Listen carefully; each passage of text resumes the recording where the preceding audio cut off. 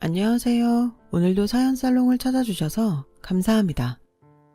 50대 후반의 여성이에요.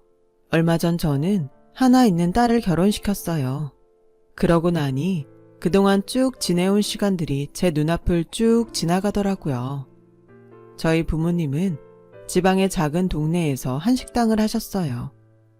그렇게 넉넉한 환경은 아니었지만 두 분 다 저를 아끼는 마음은 크신 분들이었어요. 늘 일하느라 바쁘고 피곤하셔도 저를 먼저 챙겨주셨죠. 그 덕에 저는 밝고 씩씩하게 컸던 것 같아요. 돈이 많지 않아도 어디 가서 기죽지 않고 잘 지냈거든요. 그런 제 행복한 삶은 대학교 2학년 때 갑자기 끝나버렸어요. 부모님이 친구분들과 단풍놀이를 가셨다가 교통사고가 나서 두 분 다 돌아가셨거든요. 갑자기 부모님을 한꺼번에 잃은 저는 학교도 가지 않고 맨날 펑펑 울기만 했어요. 제가 한 달이 넘게 기운을 차리지 못하고 지내자 저희 식당 주방에서 일하시던 아주머니가 저를 찾아오셨어요. 평소에 제가 이모라고 부르며 잘 따르던 분이었어요. 성희야, 많이 힘든 거 이모도 잘 알아. 그렇게 좋은 부모님이 갑자기 저 세상에 갔으니 오죽하겠어. 근데 너 이러고만 있으면 니네 엄마 아빠 편안히 눈 못 감는다. 네가 이렇게 방에서 울고만 있는 걸 좋아하시겠어? 산 사람은 살아야지. 내일부터 식당에 와서 밥 먹어. 이모는 저를 위해서 한동안 문을 닫았던 식당을 여셨어요. 워낙 오랫동안 저희와 일을 하셨기 때문에 부모님도 뭐든 믿고 맡기는 분이라 열쇠도 갖고 계셨거든요. 저는 부모님이 편히 못 있을 거라는 말에 마음이 걸려서 무거운 몸을 겨우 일으켜 식당에 갔어요. 이모는 제가 좋아하는 순두부찌개를 끓여주셨어요. 성이 너만 좋다면 이모는 같이 식당 하고 싶어. 니네 부모님이 평생 고생해서 겨우 이만큼 잃었는데 이대로 그만두기에는 너무 아까워. 나도 이 나이에 다른 데에 가서 적응하는 것도 힘들어. 네가 카운터하고 홀 책임지면 주방은 이모가 할게. 나도 하고 싶어, 이모. 근데 모르는 것도 많고 내가 잘할 수 있을지 걱정돼.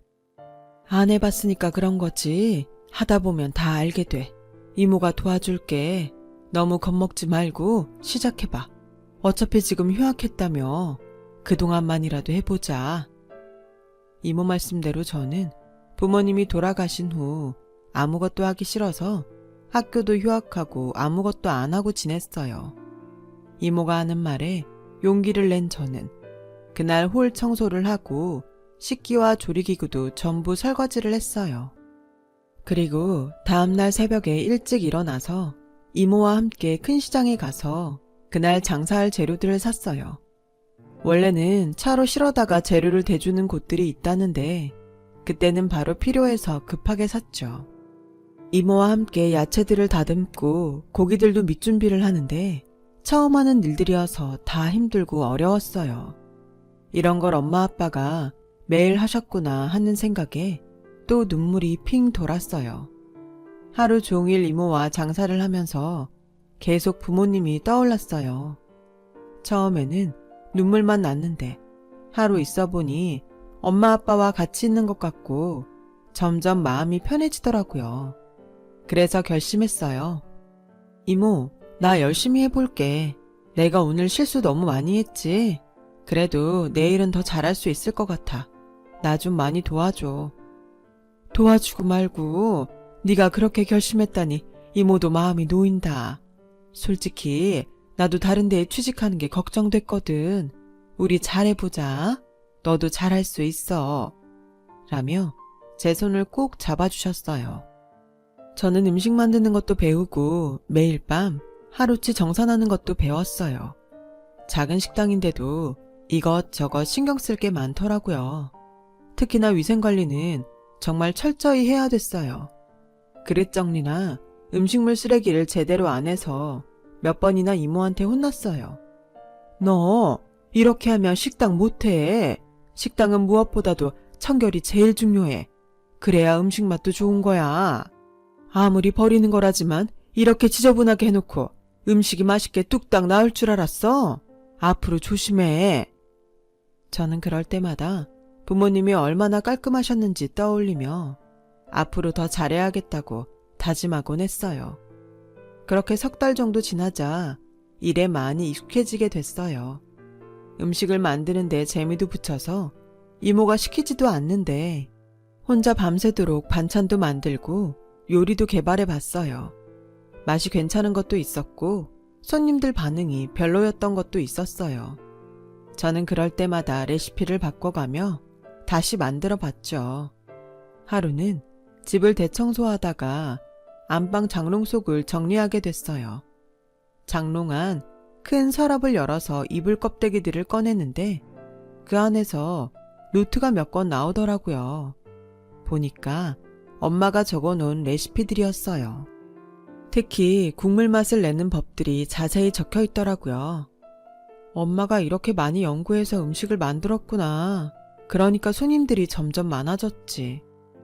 저는 그 노트를 보며 또 한 번 눈시울을 붉혔어요. 엄마의 레시피대로 밤새 연습해서 해장국을 만들었더니 정말 엄마 생전에 먹어봤던 국물 맛이 비슷하게 나더라고요. 단골 손님들도 예전 맛이 돌아왔다며 아주 좋아했어요.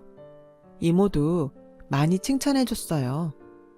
역시 네가 엄마 딸은 딸이다. 그렇게 열심히 하더니 이제 잘하네. 정말 맛있어. 엄마는 비밀 레시피는 이모한테도 알려주지 않고 직접 다 만드셨던 것 같아요. 저도 당장은 이모한테 말하지 말고 혼자 더 연습해야겠다고 생각했어요. 이모께 괜히 부담드릴 수도 있으니까요. 그렇게 식당 일을 하다 보니 복학할 때가 다가왔어요. 저는 학교에 가야 할지 고민이 되더군요. 이제야 겨우 식당 일에 적응이 됐는데 학교에 다니면서 일을 많이 못하게 되면 또 다 잊어버릴 것 같았거든요. 결국 저는 학교를 그만두고 식당 일에 전념하기로 했어요. 너 그래도 대학은 나와야 되지 않아?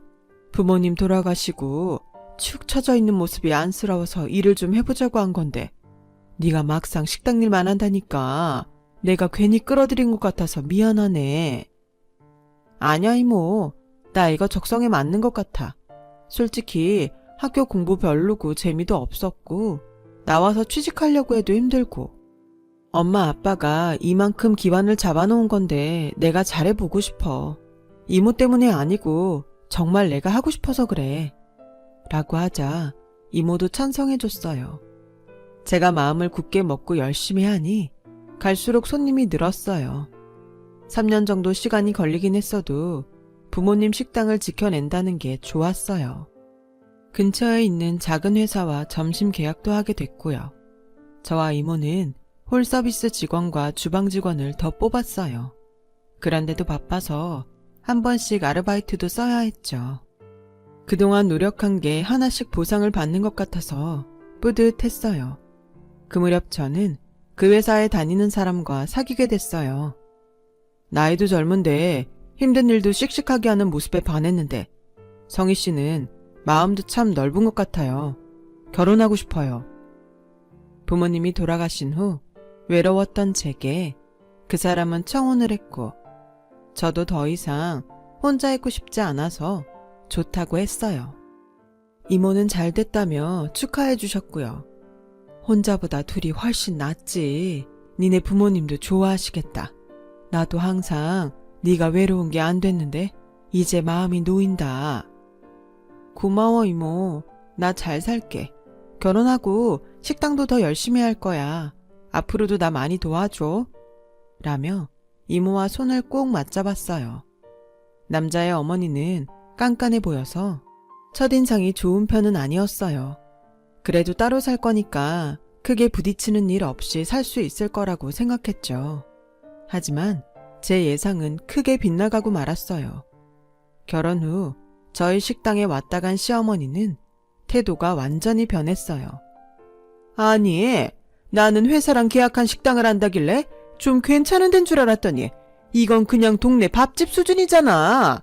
그러면서 그렇게 거만하게 군 거야? 어머니, 제가 언제 거만하게 굴었다고 그러세요. 혹시 그렇게 느껴졌다면 죄송해요. 전혀 그럴 뜻은 없었어요.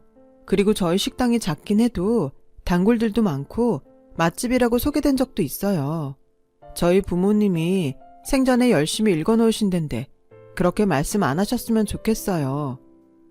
네가 지금도 나를 가르치려고 들면서 도도하지 않다고?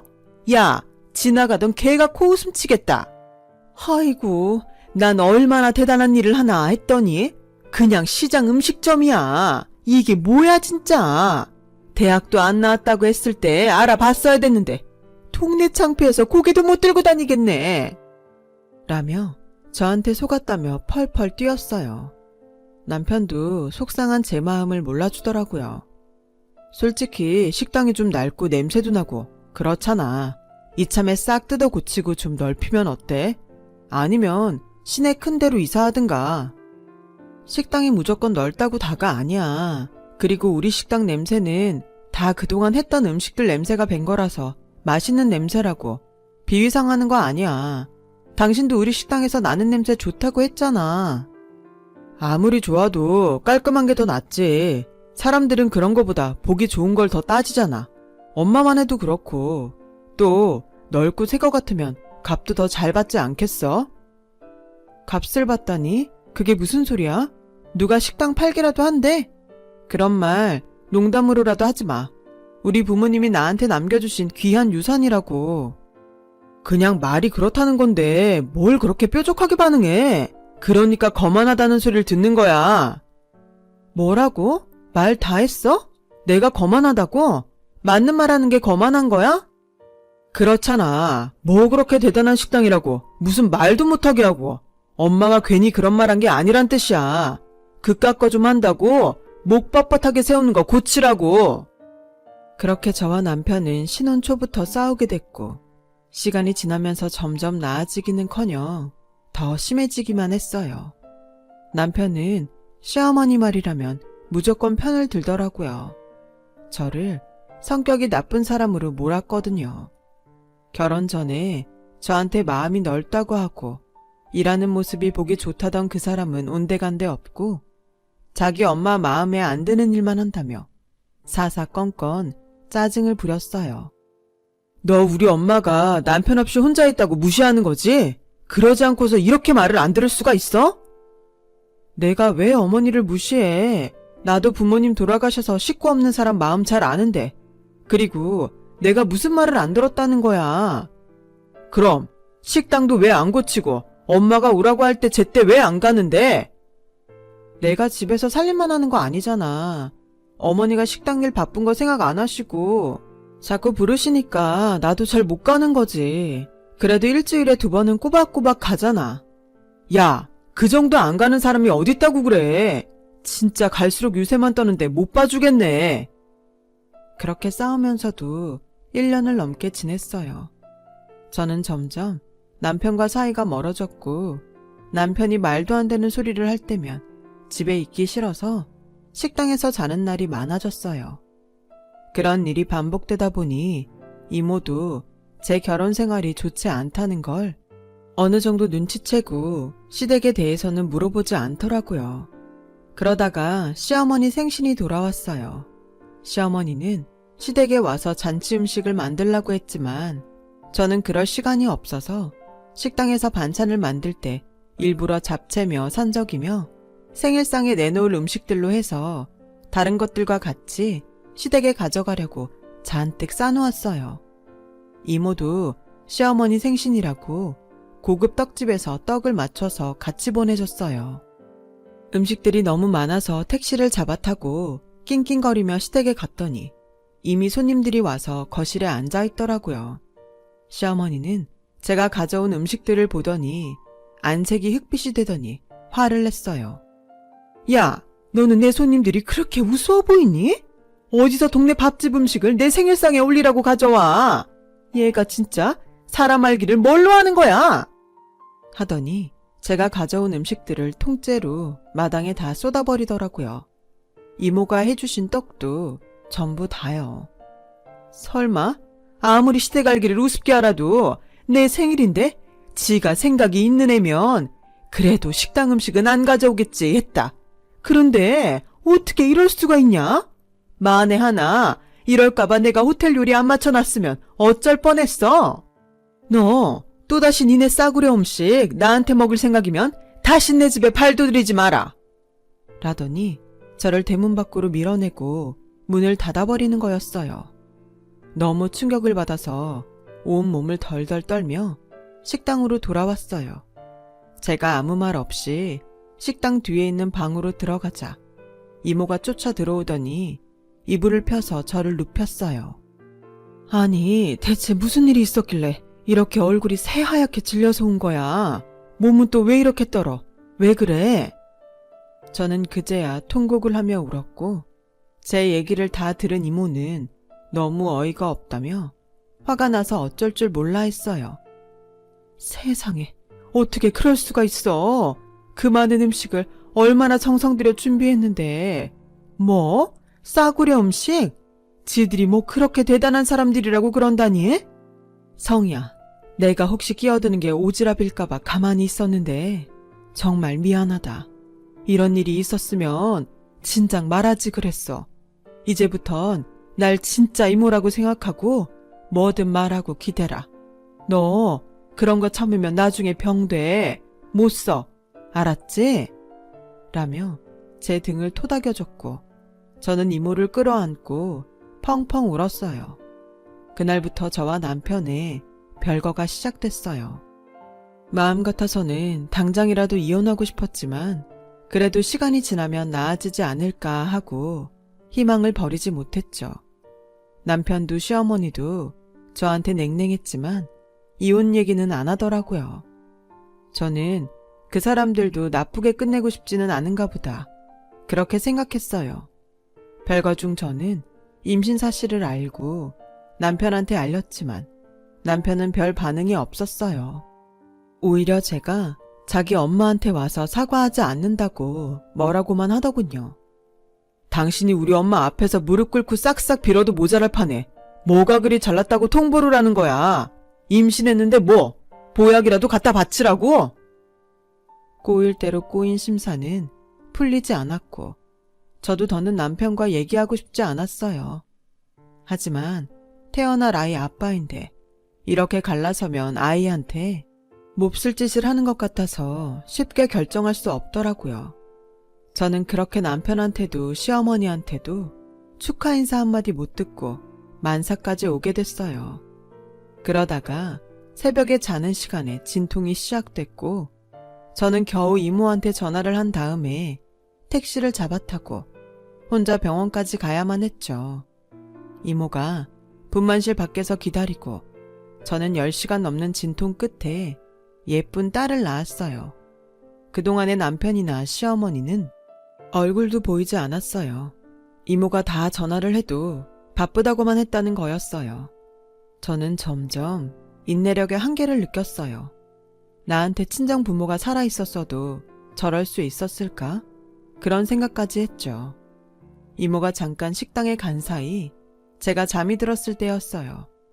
누가 저를 심하게 흔들어 깨워서 눈을 떠보니 시어머니랑 남편이 있더군요. 저는 늦게라도 와서 아이를 보려나 보다 했죠. 당신 이제 정신 좀 들어?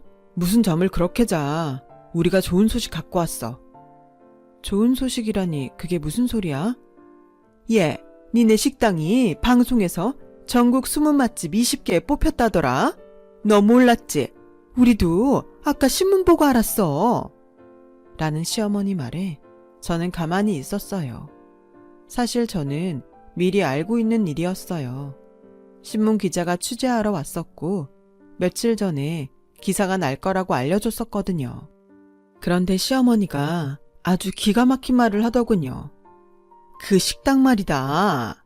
앞으로 더 키워야 하지 않겠니? 그러니까 식당 명의를 나랑 우리 성준이 이름으로 하자. 넌 아무리 봐도 경영에는 소질이 없는 것 같아서 말이야. 지금이 확 커질 수 있는 기회인데 넌 이대로 유지만 하려 들 거 아니야. 지금 그게 무슨 소리예요. 제 식당을, 우리 엄마 아빠 식당을 왜 댁들 이름으로 해요? 저는 손이 부들부들 떨렸고 너무 화가 나서 막 씩씩거렸어요.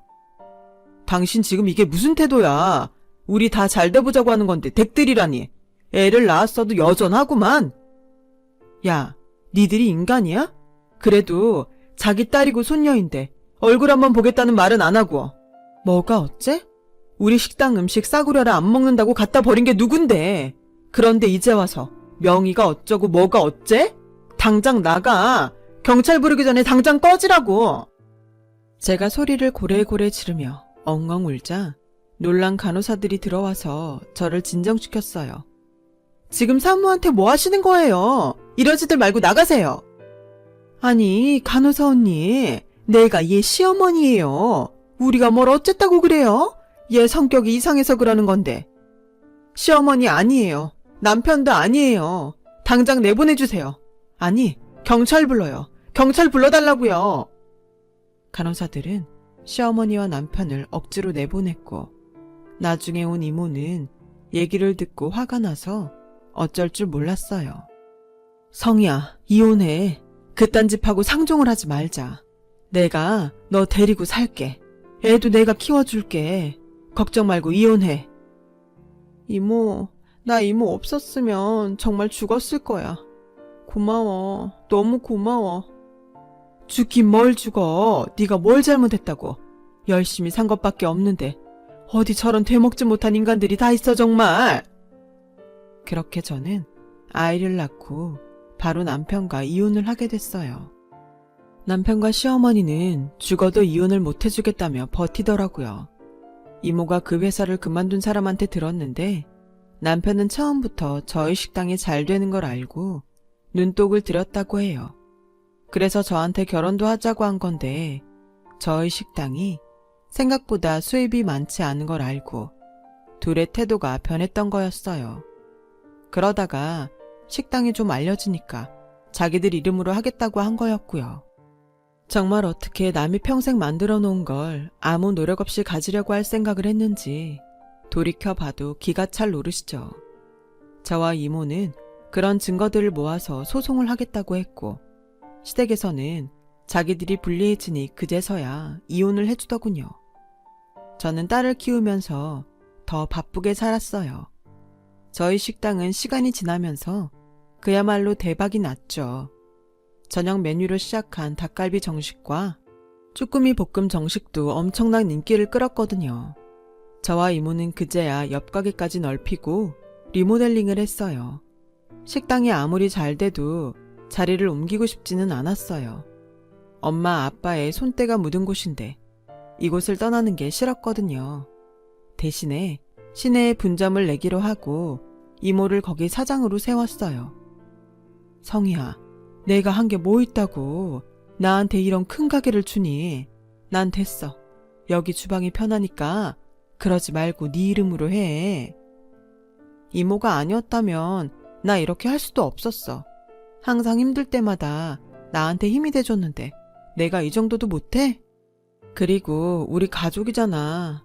이모 내 진짜 이모 해준다며. 라고 하자 이모는 고맙다며 눈물을 흘리더라고요. 오히려 제가 더 고마워해야 되는데도요. 그렇게 시간이 지나고 딸아이가 초등학교 3학년쯤 됐을 때였어요. 식당 문 열 시간이 돼서 나갔는데 누가 저희 식당 앞에 서 있더라고요. 보니까 시어머니였어요. 시어머니는 궁색해진 차림이었고 절 보더니 단번에 뛰어왔어요. 그러면서 자길 우리 식당 직원으로 써달라는 거였어요. 싫은데요. 진짜 뻔뻔하네요. 어떻게 저희 식당에서 일하게 해달라는 말이 나와요? 예, 그러지만 말고 이렇게 부탁할게. 너희 식당 잘 돼서 직원 더 뽑는다며. 나 카운터는 자신 있어. 이보세요 할머니. 설거지도 써줄까 말까인데 카운터라뇨. 댁 같은 도둑놈 심보 가진 사람을 뭘 믿고 카운터를 맡기라는 거예요? 정말 웃기는 사람이네. 돌아가세요. 라고 냉정하게 뿌리치자 전 시어머니는 제 팔을 붙잡고 놔주지 않는 거였어요. 넌 어떻게 얘나 지금이나 이렇게 도도하기만 하니? 사람 얘기 들어보지도 않고. 그러지 말고 좀 도와줘. 제가 왜 할머니를 도와야 되는데요? 자기 손녀 한번 보러 오지도 않아놓고 아빠란 인간 얼굴도 한번 보인 적도 없고 그래놓고 이제 와서 뭐가 어째요? 뭐 돈이 급한 모양인데 어디 인력사무소라도 가서 일자리를 알아보세요. 그때 뒤에서 누가 절 불렀어요. 여보, 왜 그래? 무슨 일이야? 그 말에 시어머니는 화들짝 놀라서 저한테서 떨어졌어요. 1년 전쯤 저는 시내식당 근처에 있는 변호사 사무실에 사무장과 인연을 맺어서 재혼을 했거든요. 재혼한 남편은 꽤 잘 나가는 변호사들과 인맥도 두터운 사람이고 일도 잘해서 주변에서 인정받는 사람이었어요. 시어머니는 그런 남편을 보더니 그제야 얘, 내가 정말 미안했다. 잘못했어. 우리 성준이가 재혼한 여자한테 속아서 사업한다고 했다가 재산도 다 날리고 오갈 데가 없게 됐어. 이렇게 부탁할게. 그리고 애 아빠잖아. 우리 좀 도와줘. 라고 했고 남편은 할머니, 저도 얘기 다 들어서 아는데요. 아무리 그래도 이러시는 거 아니죠. 이 사람한테 그렇게 못할 짓 해놓고 이게 말이 됩니까? 제가 이제라도 법적으로 따져볼까요? 위자료도 안 줬다면서요. 그거 지금 내놓게 할까요? 라고 했고 시어머니는 결국 어쩔 수 없이 돌아갔어요. 제가 냉정하게 보일 수 있지만 저는 그 사람들이 한 대로 돌려받은 것 같아요. 예전 일을 생각하면 화가 나서 더 퍼부을 걸 하는 생각만 들고요. 결국 남편과 시어머니는 외진 시골로 이사를 갔다고 하더군요. 그 뒤로는 소식도 듣지 못했어요. 우리 딸은 재혼한 남편 호적에 올려서 잘 컸고 남편 손을 잡고 결혼식장에 들어갔죠. 그 모습을 보니 이전 일들이 떠올라 정말 눈물이 났어요. 그래도 열심히 성실히 살다 보니 다 보상받게 된 것 같아요. 인생 정말 아무도 모르는 거라고 남 무시할 줄만 알고 욕심은 욕심대로 넘치더니 항상 마음에 새기고 주변을 보살피며 살아야겠습니다. 제 얘기는 여기까지입니다. 긴 얘기 들어주셔서 모두 감사드려요. 힘든 일 있으신 분들도 앞으로는 좋은 일만 있을 거예요. 건강하세요. 여러분, 사연 댓글에 응원과 현명한 조언 부탁드려요. 좋아요와 구독은 저에게 큰 힘이 됩니다. 오늘도 좋은 일 가득하세요.